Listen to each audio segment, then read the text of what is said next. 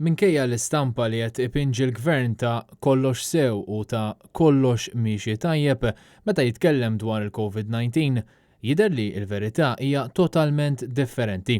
Dan skont sorsi li l-gazzetta The Malta Independent on Sunday sejħet bħala affidabbli, sorsi li żvelaw li relazzjoni bejn il-Prim Ministru Robert Abela, id-Deputat Prim Ministru Chris Fearn u Superintendent tas-Saħħa Pubblika Charmaine Gauci marret allar.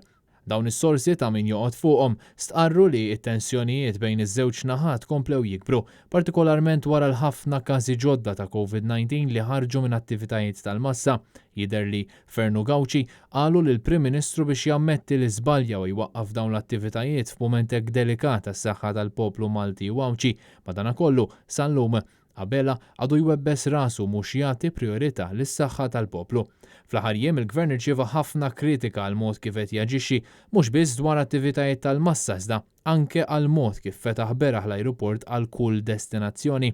Fattur li l-esperti u n-numri riċenti ta' każi qed juru li se jwassal għat-tieni mewġa tal-coronavirus. Semajt ħafna t-tieni mewġa u mhux it-tieni mewġa, l-mewġ fil-baħar qiegħed. Kienu ħafna dawk li nnutaw u staqsew għalfejn fl-aħħar u l-unika konferenza tal-aħbarijiet minn meta reġa' beda jolli rasu l-virus deru biss il-Ministru Fearn u Prof Gauci. Kienu ħafna l-kummenti li semmew kif il-Prim Ministru qed ikun baħri tal-bnazzi u indirizza lin-nazzjon biss meta kellu affarijiet tajbin xi ħabbar. Is-sorsi ta' The Malta Independent on Sunday qalu li minkejja li Fearn ċaħat disgwit serju li hemm mal-Prim Ministru, ir-realtà wara bibien magħluqa hija ferm differenti. Il-gazzetta qalet ukoll li l-Ministru għat-Turiżmu Giulia Farrugia issa naqdet man-naħa tal-Prim Ministru hekk kif jidher li tnejn qegħdin jaħdmu biex aktar turisti jiġu f'Malta. Ta' minkejja li Fearn u Prof Gauci jemmnu li l-pajjiż aġġel biex irrilaxxa il-miżuri.